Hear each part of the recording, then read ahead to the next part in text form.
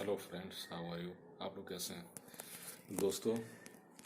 ये तो लॉकडाउन का पीरियड चल रहा है कि होप आप लोग अच्छे से होंगे, ज़्यादा से ज़्यादा लॉकडाउन का पालन कर रहे होंगे और खूब अच्छे से खा पी रहे होंगे घर में। ज़्यादा से ज़्यादा गर्म पानी पिए। और दोस्तों मैं बता देना चाहता हूँ, ज़्यादा समय नहीं लूँगा, कि लीग ऑफ नेशंस और यूएनओ के बारे में आजकल बहुत चर्चा है, डब्ल्यूएचओ ये सब। तो लीग ऑफ नेशंस का गठन जो हुआ 1920 में प्रथम विश्व युद्ध के बाद, तो इसकी आवश्यकता क्यों पड़ी? क्योंकि प्रथम विश्व युद्ध में अपार जान माल की हानि हुई।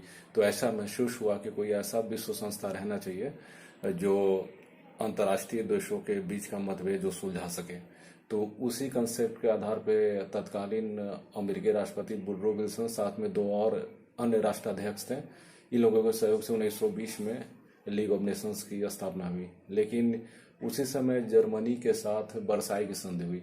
एक तरफ तो धुरी राष्ट्र थी, जो प्रथम विश्व युद्ध का, उन लोगों को धुरी कहा जाता है। और सेकंड थी मित्र शक्ति। तो मित्र शक्तियों की विजय हुई और धुरी राष्ट्र की विजय नहीं हुई। तो युद्धोपरांत जर्मनी से वर्साई की संधि किया गया। वर्साई की संधि एक अपमानजनक संधि थी, सारा दोष जर्मनी पे ठहरा दिया गया। तो ऐसा कहा जाता है कि जर्मनी और उसके जनमानस के बीच बहुत ज़्यादा इस बात को लेके असंतोष था और रोष था। तो ऐसा कहा जाता है कि वर्साई की संधि में ही द्वितीय विश्व युद्ध का बीजारोपण हो चुका था। तो वर्साई की संधि एक बहुत अमानवीय संधि थी और इसने ही द्वितीय विश्व युद्ध का बीजारोपण किया। फलस्वरूप द्वितीय विश्व युद्ध हुआ। एडोल्फ हिटलर जो कि फ्यूरर थे जर्मनी के, और सन 1939 से लेकर 45 तक द्वितीय विश्व युद्ध चला।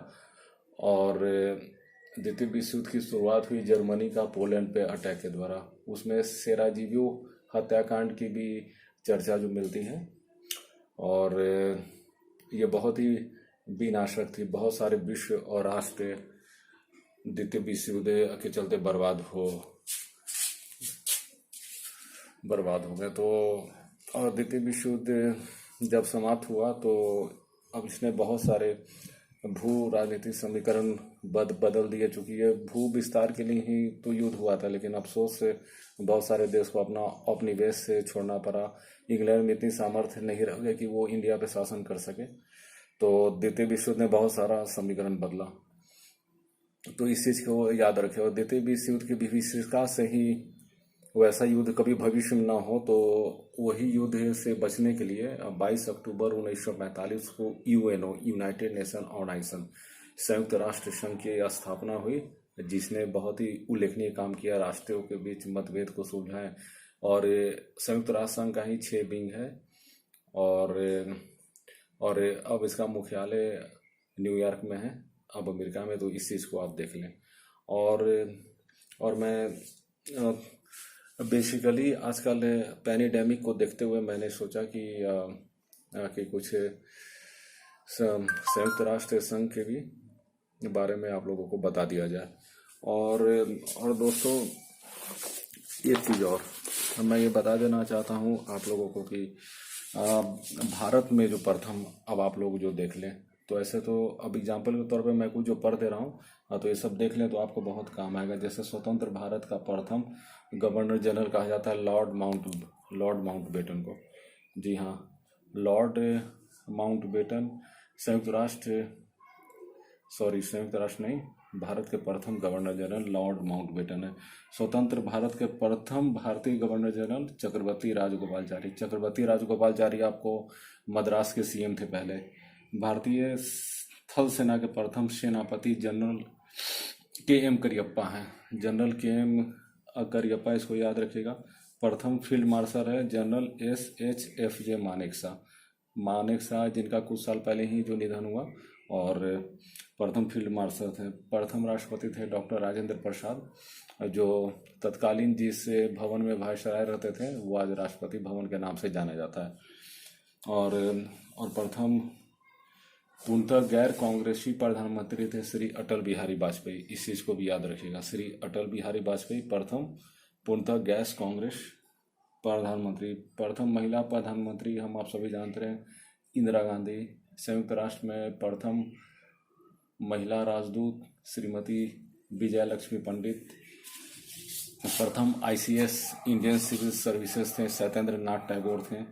और इंग्लिश चैनल पार कर जाने वाली प्रथम महिला श्री आरती शाह थी। इंग्लिश चैनल है अमेरिका और फ्रांस के बीच। और ये सब ज्योग्राफी का पार्ट है, आप इसको देख लीजिएगा। माउंट एवरेस्ट पर चढ़ने वाला प्रथम व्यक्ति थे तेंजिंग नोरगे। तेंजिंग नोरगे। और भारतीय राष्ट्रीय कांग्रेस के प्रथम अध्यक्ष थे बंकिम चंद्र बनर्जी। प्रथम महिला शासिका थी रजिया सुल्तान। आपको प्रथम राष्ट्रीय कांग्रेस की प्रथम महिला अध्यक्ष थी श्रीमती एनी बेसेंट। राज्य विधायिका की प्रथम महिला विधायक थी डॉक्टर एस मुथु लक्ष्मी रेड्डी मद्रास की। यूपीएससी संघ लोक सेवा आयोग की प्रथम महिला अध्यक्ष रोज मिलियम बैथूज।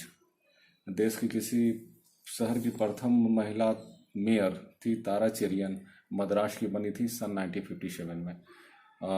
इन जानकारी को देखिएगा, यह सब जानकारी आपके बहुत काम की है। केंद्रीय मंत्रिमंडल में प्रथम महिला मंत्री थी श्रीमती राजकुमारी अमृता कौर सन 1947 में। राज्यसभा की प्रथम महिला उपाध्यक्ष थी वायलेट अल्वा। जी हाँ, वायलेट अल्वा 1962। देश की प्रथम महिला सत्र न्यायाधीश सेशन जज थी अन्ना चांडी जी, केरल में थी। प्रथम महिला रोजगार कार्यालय खुला जयपुर में, ये शायद 96-97 के आसपास में, डेट आप देख लीजिएगा। सबसे कम उम्र की प्रथम महिला महापौर मात्र 26 वर्ष की पंचमार्थी अनुराधा जी थी। नोबेल पुरस्कार से सम्मानित प्रथम भारतीय वैज्ञानिक थे चंद्रशेखर वेंकट राजू थे। भारत रत्न से सम्मानित प्रथम व्यक्ति डॉक्टर एस राधाकृष्णन, सी राजगोपालचारी और डॉक्टर सीवी रमन 1954 के आसपास। हाई कोर्ट की प्रथम महिला मुख्य न्यायाधीश लीला सेठ थी। तो ये सब जो है मैंने मोटा मोटी कुछ कोशिश किया कि आप लोगों को जो जानकारी जो दे दूं, होप कि ये सब आप लोगों को काम आएगा।